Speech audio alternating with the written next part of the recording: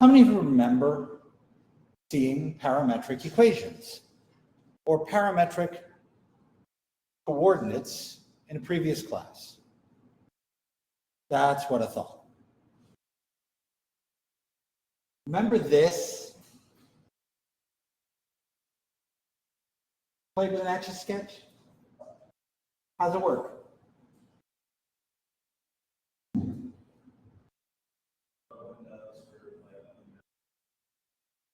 So one dial is up and down, one dial is left. You're controlling them separately. Oh, I'm controlling them separately.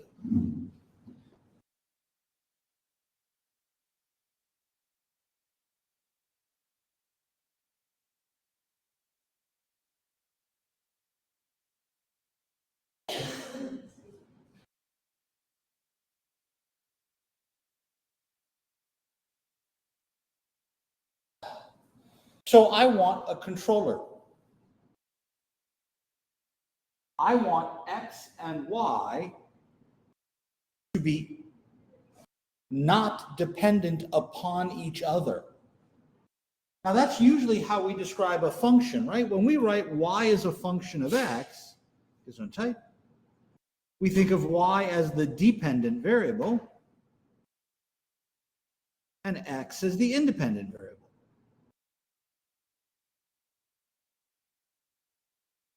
But now what I want is I want to break that relationship.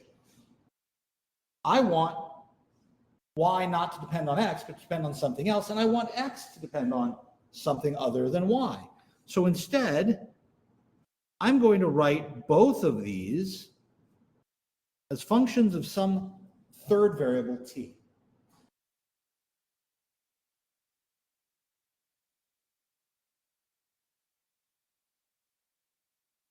And I will call t my parameter. Now it doesn't have to be an Etch-a-Sketch, but now what I've got is the X dial is controlled by that function f of t. And the Y dial is controlled by the function g of t. So I've got separate controllers for my horizontal position and my vertical position. The clock on the wall behind you is a dial analog clock. We can think of the position of the hands on a circle as a set of parametric equations. Let's consider for a moment.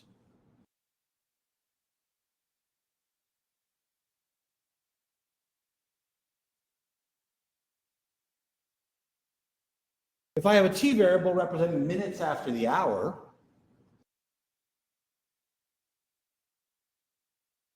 and I have a clock, a circle, let me make it easy. I'll make the radius of that circle 1, just for convenience. 1 whatever, 1 clock's worth. That works. Well, at 0 minutes after the hour,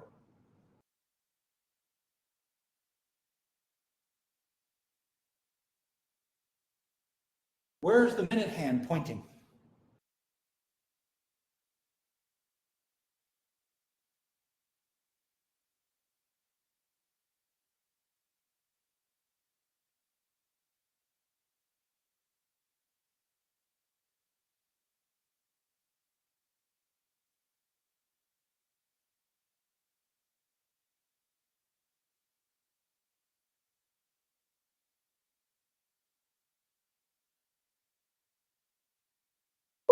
It is 9 o'clock. Where's the minute hand pointing?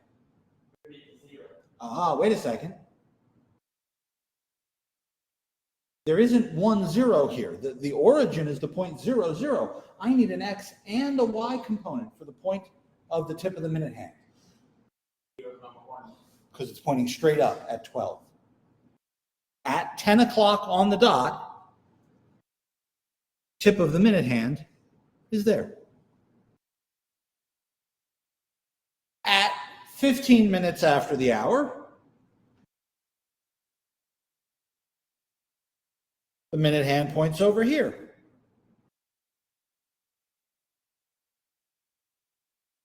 At 30 minutes past the hour,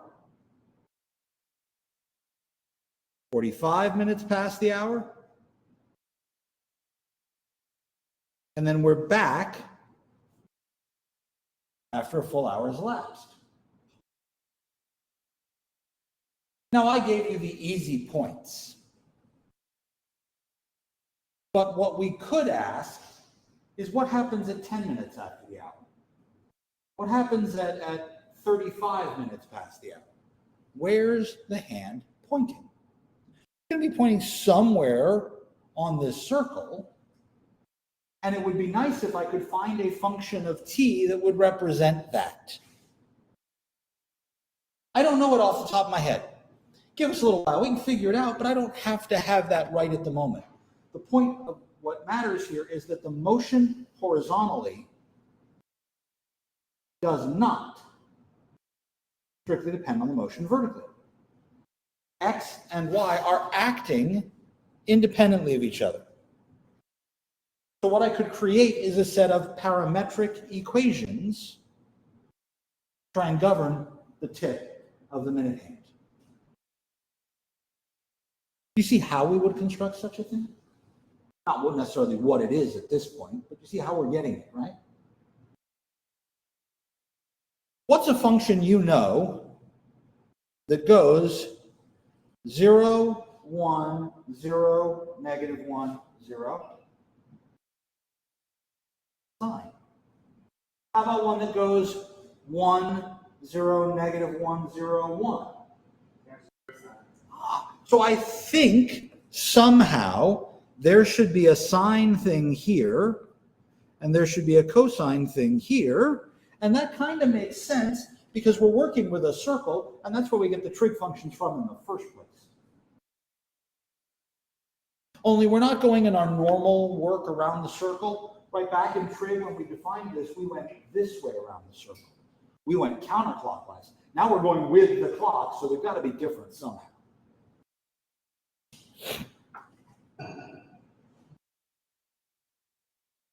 In general, I can have any equations I want.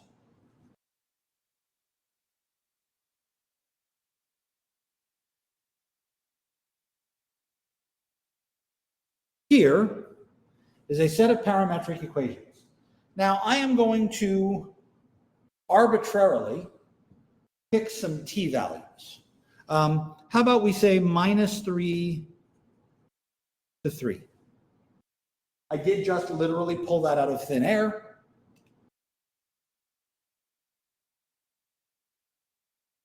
What I could do is I could say, okay, let's make a sketch. Let's take all the values of t between -3 and 3 and plug them in. We'll get an x, y, and we'll plot it. When is the last time I made you graph something by hand? A long time ago. On our magic box, if you go to the setup, the mode button, you will find a way to change this calculator and what it does. And you'll notice I already have something set up weird in my calculator. I have it set to do complex numbers. The next to the last line on this screen is normally lit up with real. I have it set to a plus bi. We're doing complex numbers in another class. But I want this not to graph functions. I want this to graph parametrically. And in my fourth line, I see my function type selector. Function and others. Right there in that second spot, it says PAR. So I go over to that, and I hit enter. Notice it'll change the highlighting. Boop. That is now my selected mode.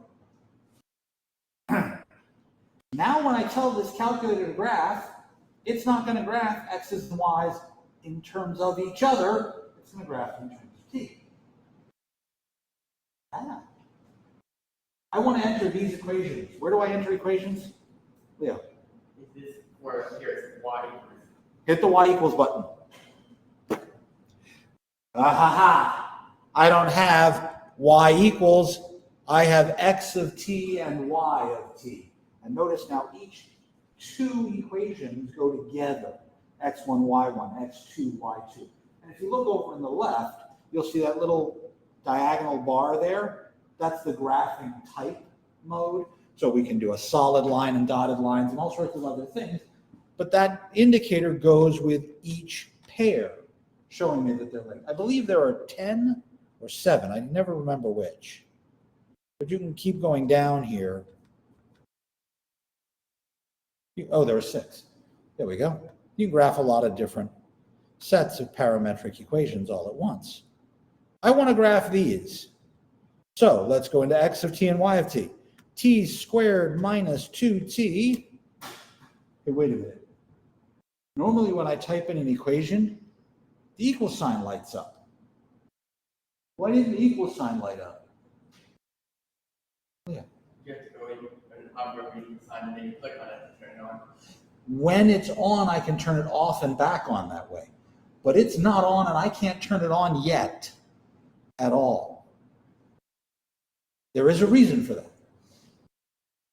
The calculator knows that in order to graph, it needs both an x and a y. And I've only given it the x. It won't turn on until it sees something in the y as well. Now it's lit. And you're right, Leo. If I go over to the equal sign and I hit enter, they either both get turned on or both get turned off together. But the important part here is that it won't turn on with just one of them. You need them both. I want to be able to see this graph. You hit the graph button, right? Well, before I go to the graph, I need to make sure I'm looking at the piece of the graph that I want, which means I need to go to the window first. So I go to the window, and there's something new right there at the top. Normally, the window tells me leftmost x, rightmost x, bottommost y, topmost y. Now, it's got t ranges in it as well. So I need to make sure that the t range here matches the t range I want to use. I want to go from -3 to 3. T step, this is like a loop condition in a program. It tells you how much it's going to do for each dot. The bigger that is, the more jump there will be between dots. The smaller it is, the longer it'll take to draw. This is some fraction of 2 pi. I'm perfectly fine leaving this alone. This window is also all sorts of strange, and I don't know where it came from. So I'm going to make that look like our normal window, -10 to 10, -10 to 10, with a scale of 1 in each direction. And that should show me the normal window I'm used to seeing, and it'll graph this. And now if I hit the graph button, I get a picture.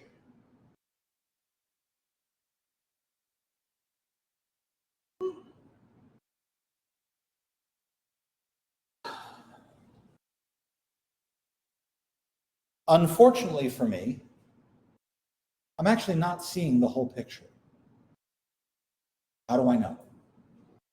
I know because I cheated and I graphed this one before. Hit the trace button. Normally when you hit trace, it puts a little blinker on the graph and you can move it around, right?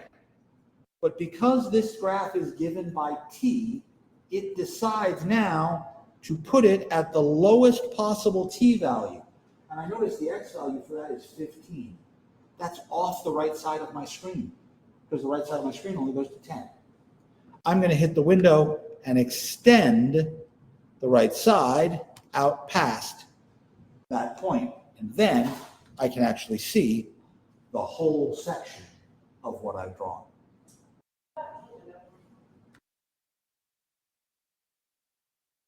It's -3 to 3 in t. It was -10 to 10. Now I've made it -10 to 20 in x. And it's -10 to 10 in y. That's our normal window, right? So if you go to the zoom options, option number 6 says standard. If you go to zoom standard, it will always reset the x and y. It won't reset the t to be what we want, so we'll have to go back and change the t anyway. But now I see both ends of the picture. And when I hit trace, I'm at the smallest t value, all the way down on the left. On the left, wait a minute, it's not on the left, it's way out there on the right. But it's in the left of my range of t's. And as I hit trace and move, I step through different values of t, going by that little t step that we gave it, that 0.13. Yes, Lee? I like your mind to say why it's theta for you because it's d r and theta. dr and theta. Go back to your mode setting.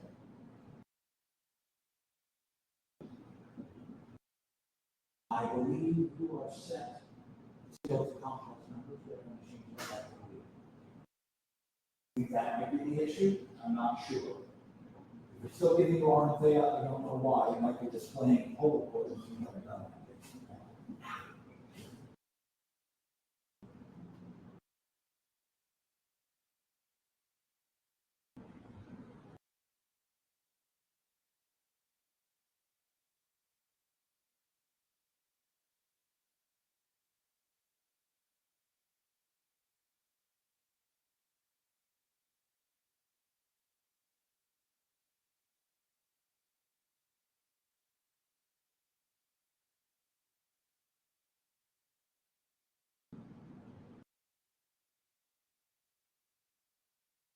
That's a new one on me. I'll figure out why that's giving you a different version. It should give you X and Y because we are in parametric mode. The display is not in parametric.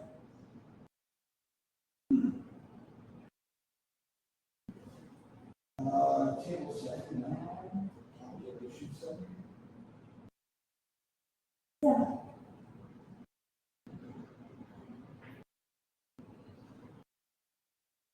There we go. Yes.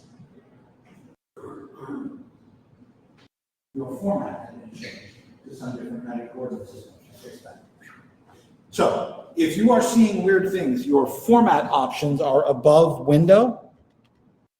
You had this turned on, polar GC. You need to have rect GC, rectangular given coordinates, rather. We'll talk about polar later. We haven't gotten there yet.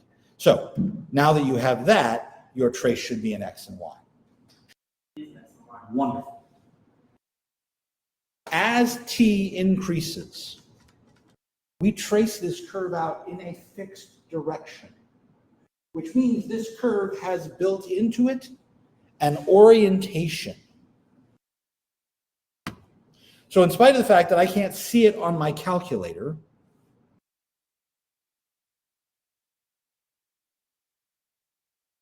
this curve is really drawn this way.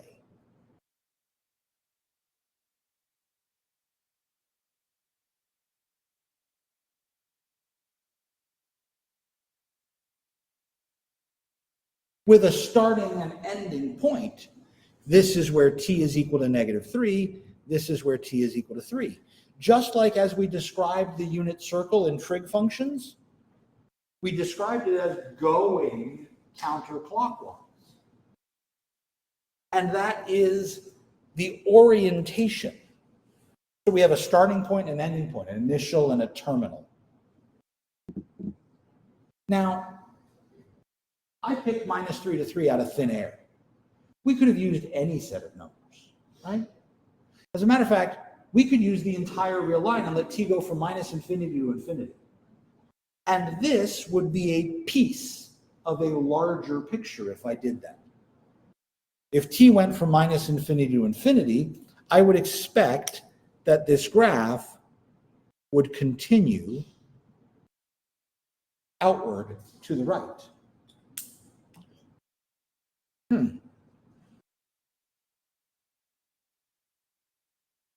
Questions?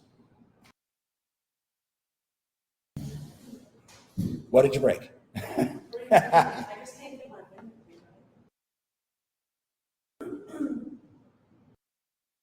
It's the T thingy that's wrong.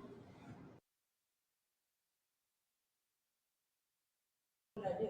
I have no idea. I went and hit zoom standard and went back to normal and then adjusted the T.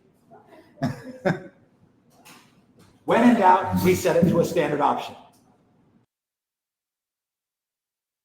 Try another set, another graph. I want you to draw for me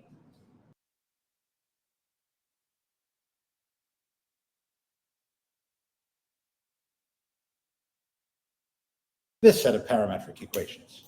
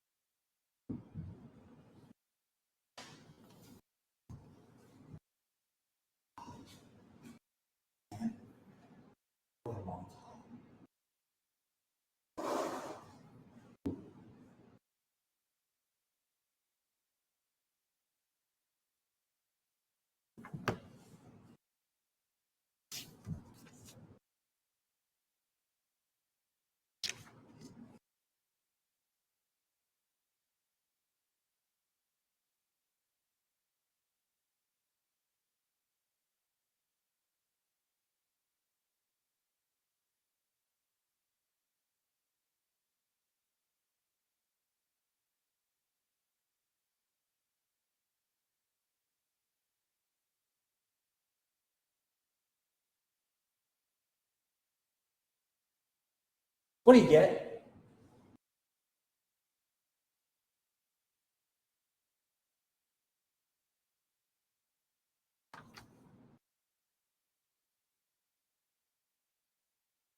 The problem is, yes, it should be a circle, but when I draw it on my calculator, I get that. If I go to the standard window, that's really small, so I hit zoom in, that doesn't look like a circle to me. Jacob, how do you know it's supposed to be a circle?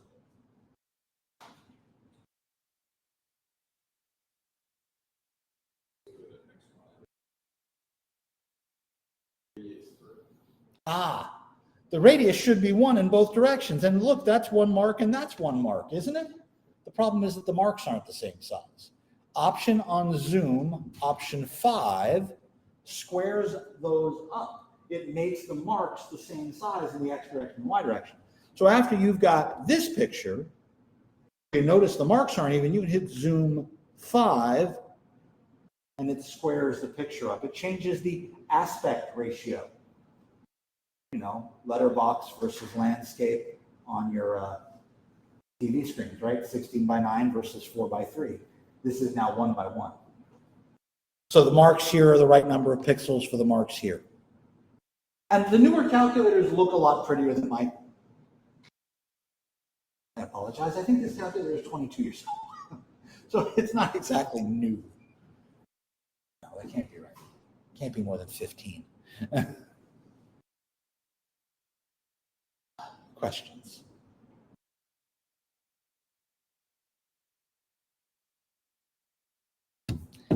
I know it's 15 because I have this lovely different cover, and this cover is a scale.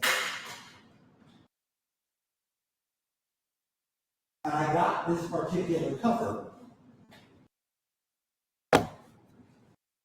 in 2011. So,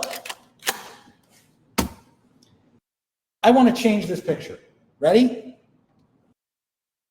Instead of cosine of t and sine of t, I want cosine of 3t and sine of 3t.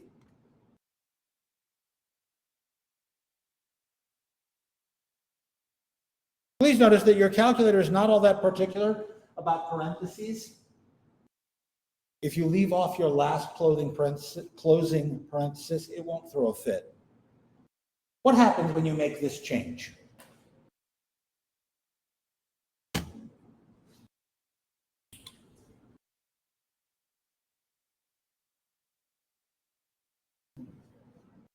What was that, Jacob? The other one wasn't an actual circle? Ah, but I'm already in the square setting, right? So technically,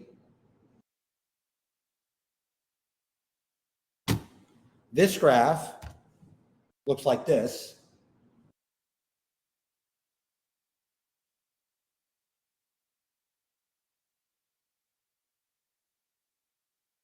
I'm going to graph them both at the same time now.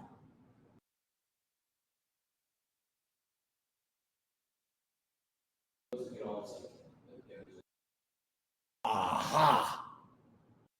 They're both the same circle.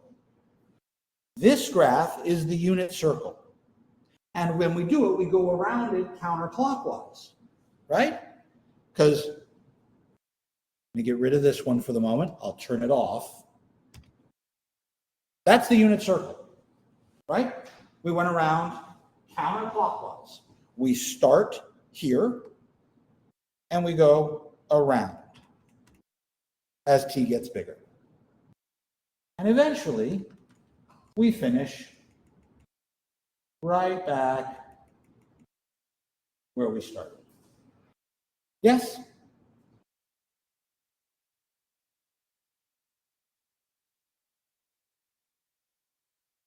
Now let's do the 3t one.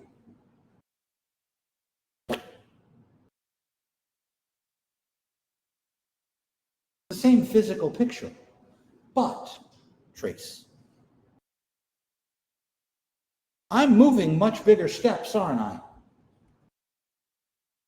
And hey, wait a minute, I'm coming back around. At 2.09, I've gone all the way around. I'm going from 0 to 2 pi. I should get to 6.3 before.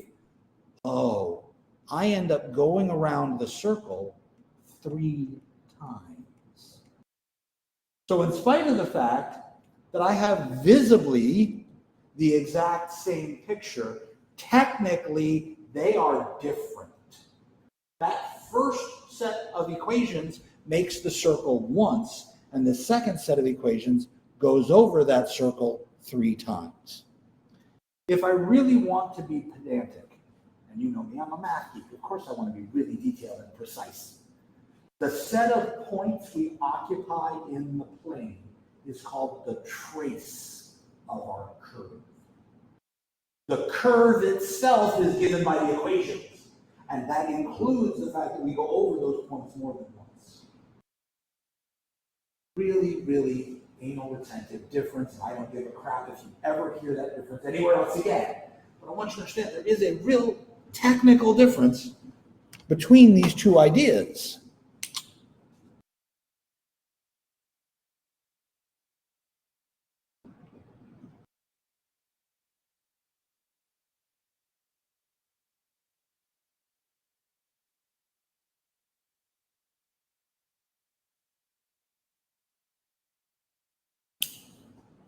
And that's why the button is the trace button. It traces out the points we encountered.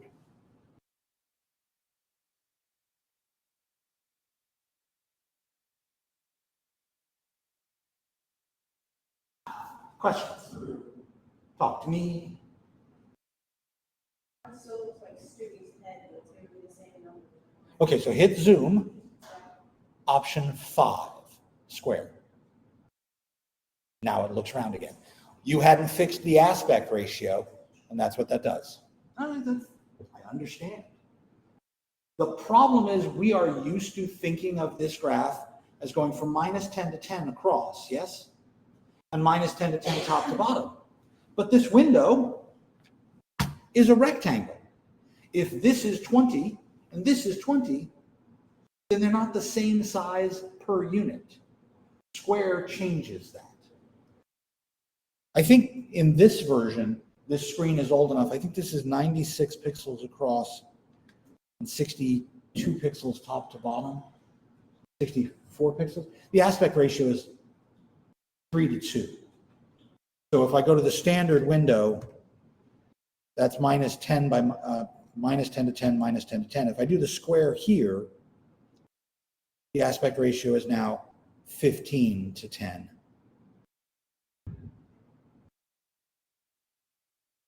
Or 30 to 20, 3 to 2.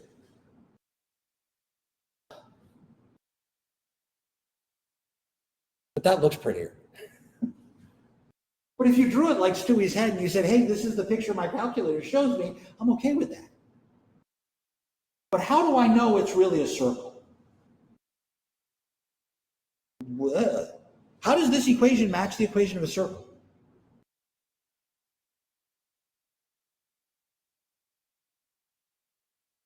What shape is this? I think it's a parabola. But aren't the equations of parabolas like y equals x squared?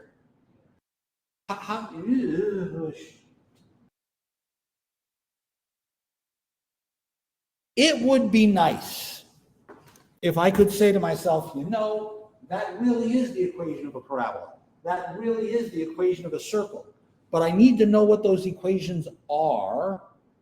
I need to know how to fix this so that these actually look like those equations. This process is called elimination of parameter.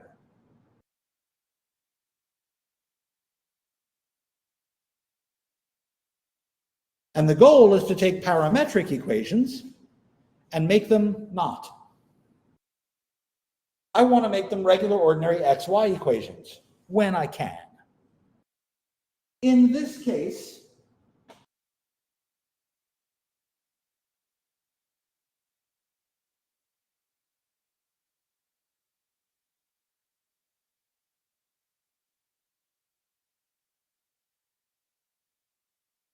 when I see this and I say, I think this is a circle, and Jacob, what did you say the radius of that circle was?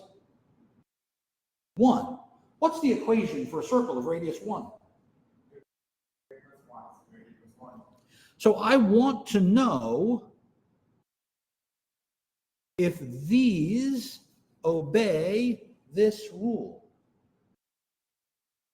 So let's take the expressions in T and put them in here, right? The Pythagorean identity. X squared would be cosine squared, and y squared would be sine squared. And don't I know that cosine squared plus sine squared is equal to 1 every freaking time? It really is a circle.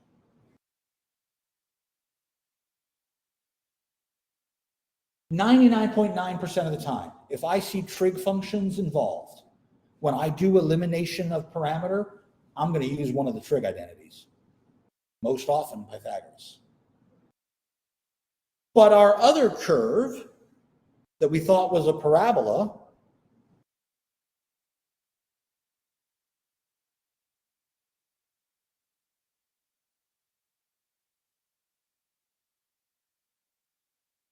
if I think this is a parabola, wait a minute. The parabola I was looking at went sideways, didn't it? Instead of up and down. It went this way. That's not going to be y equals x squared. What's an equation like this going to look like? Aha, I should have an equation where x equals. So let's take this equation and let's try and make it x's in terms of y. We're going to do the method of substitution. I'm going to take this equation and rewrite it. T equals. What do you get?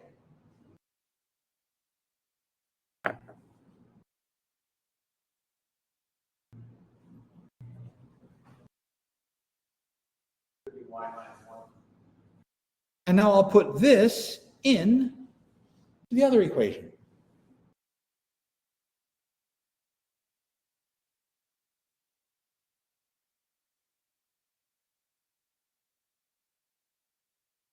Multiply everything out. Y squared minus 2y plus 1 minus 2y plus 2. That's y squared minus 4y plus 3. Isn't that exactly what a quadratic equation would look like if I did it sideways instead of y equals x squared minus 4x plus 3? I have x equals y.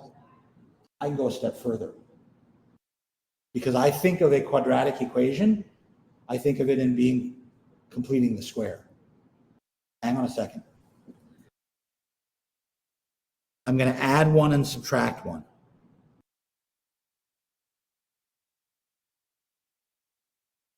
And then I get y minus 2 squared minus 1.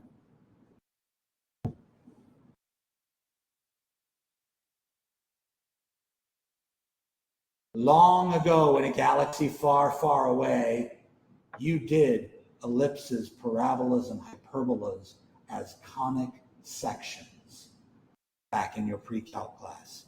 There's a handout on our Canvas page all about conic sections that way, and we'll go over them again after break. But if I move this to the other side, I get x plus 1 is y minus 2 squared. X minus h equals something y minus k. I have a conic section, and its vertex is negative 1, 2.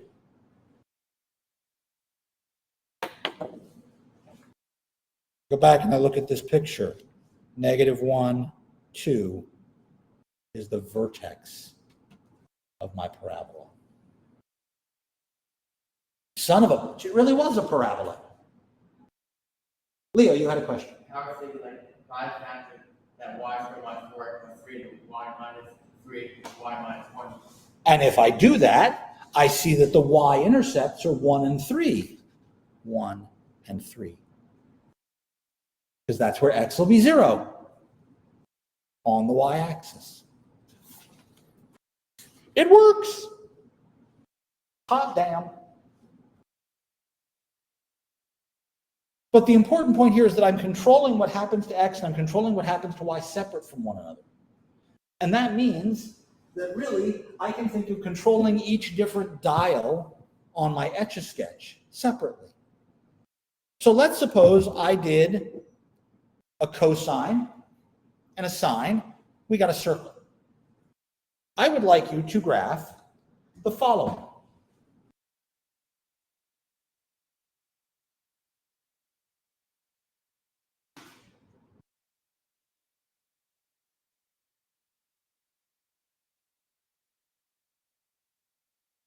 Now, a sneaky note. When I said to Maddie that she should go back to the standard window, right? Zoom standard, it reset our X and our Y. But Zoom standard also resets T. And by default, the standard setup for T is 0 to 2 pi. Because your calculator thinks when you do parametric stuff, you're going to want to do things like circles and trig functions. So it expects you to want to use 0 to 2 pi. I'm going to change my equations.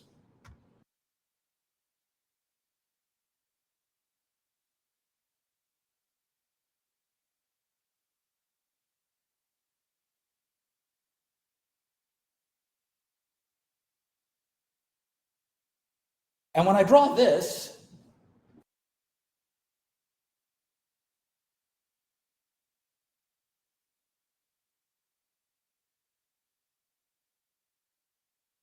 see what I mean about I'm wearing the wrong tie?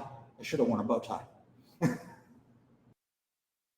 But on page 642, we can actually see how the controls for X and Y work separately.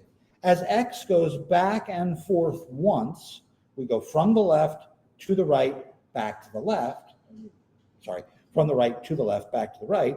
We go up and down twice, up and down, because our control for Y says go up and down twice. This is called a Lissajous figure. Lissajous, a Lissajous figure.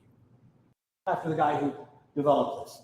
But if you picked a different coefficient for this t, instead of just being 1 t, you made this 3 or 4 or 5, and this you made 3, you could get a whole different set of back and forth looking tiles. As a matter of fact, there's a lovely animated GIF on our Canvas page under picture like 21 math GIFs from website. It's on our web links section that shows several of these. And when we draw sideways looking graphs, that's actually easier to do parametrically than it is to do in Cartesian coordinates. If I asked you to graph this expression,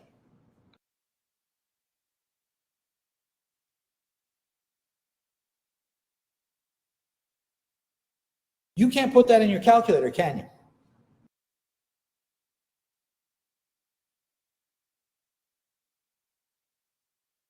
Because your calculator, when you're in function mode, only allows you to do y in terms of x. But what we could do is say, I want to change this to be parametric. And I'm going to let my parameter swap in for y. And then x becomes t to the fourth minus 3t squared. And now I can actually draw this curve. And when I draw it, it shows up sideways. Graph like our parabola that opens to the right. And it's not possible to draw that in function mode, but it is possible to draw that in parametric mode.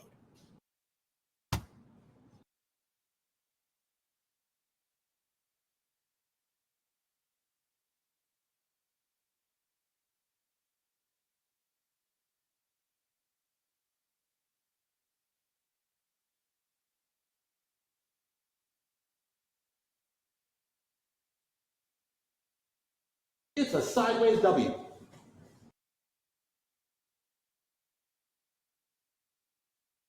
Something I would absolutely be unable to draw in function mode.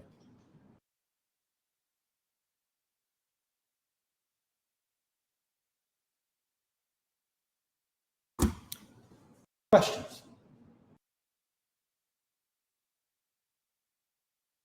Parametric curves can be absolutely insane. All of these are drawn in parametric form. And as a matter of fact, there are the equations. Now, you'll probably have to make t step smaller when you've got these big multiples of t. This is another Lissajous figure, sine of something t. But it almost fills out a square. Why would I want a curve that filled out something that looked like a square? What possible use could I have for something like this?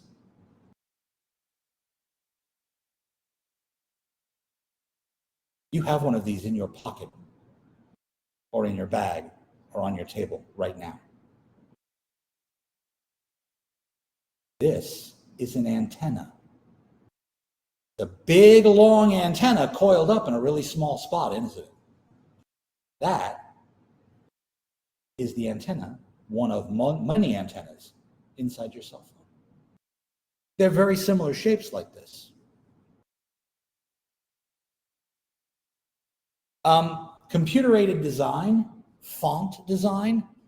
I know, everybody makes fun of Comic Sans. You know why Comic Sans was invented as a font? Because each letter is so distinct, it's easier for people with dyslexia to read that font. How did they design it? They shaped the letter by picking points and smoothly filling in the curves parametrically.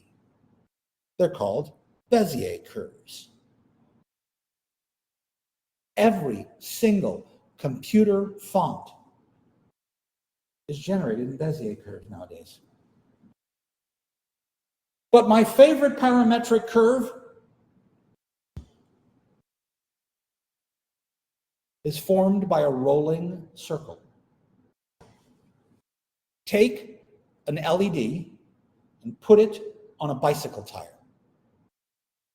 Where the tire touches the ground, now roll the tire.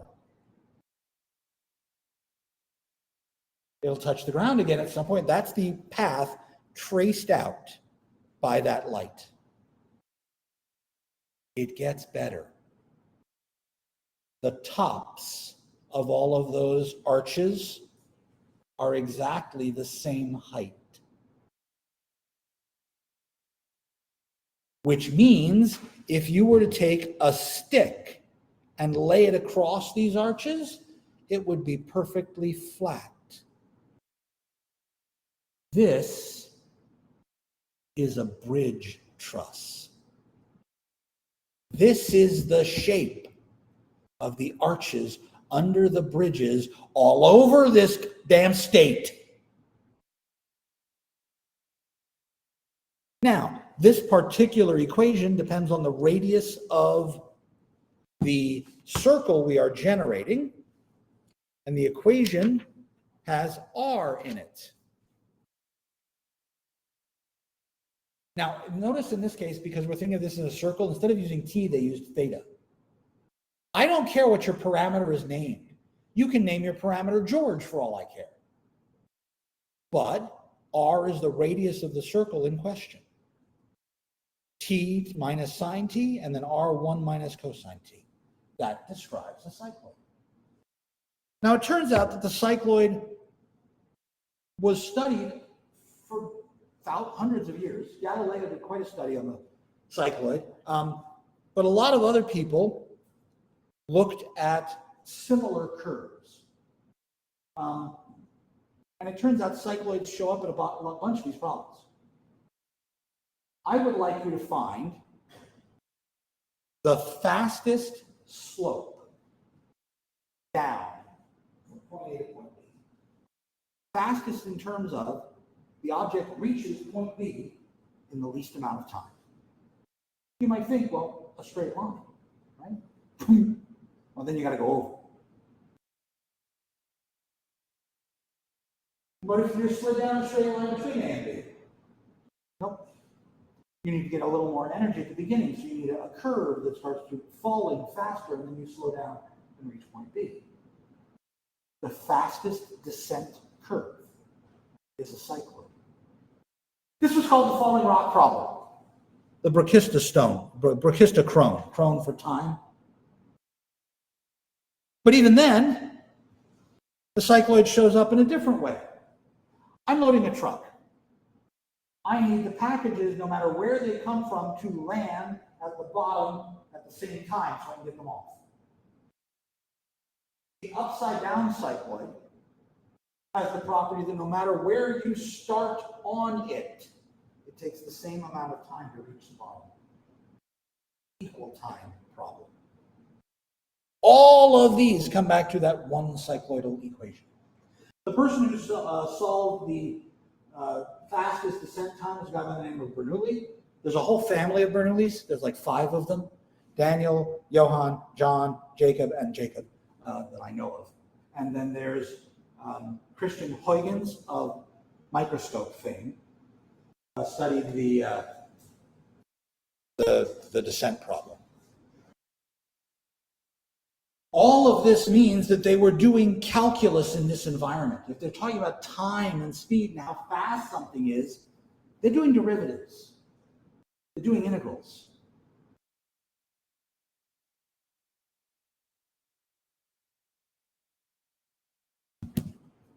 I have this shape.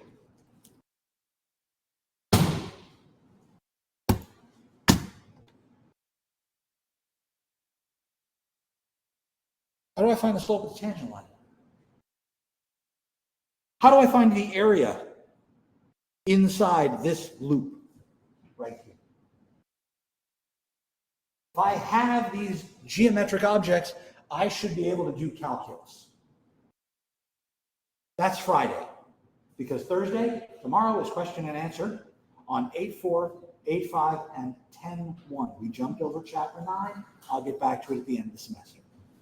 I will see you all then. Have a wonderful rest of your day.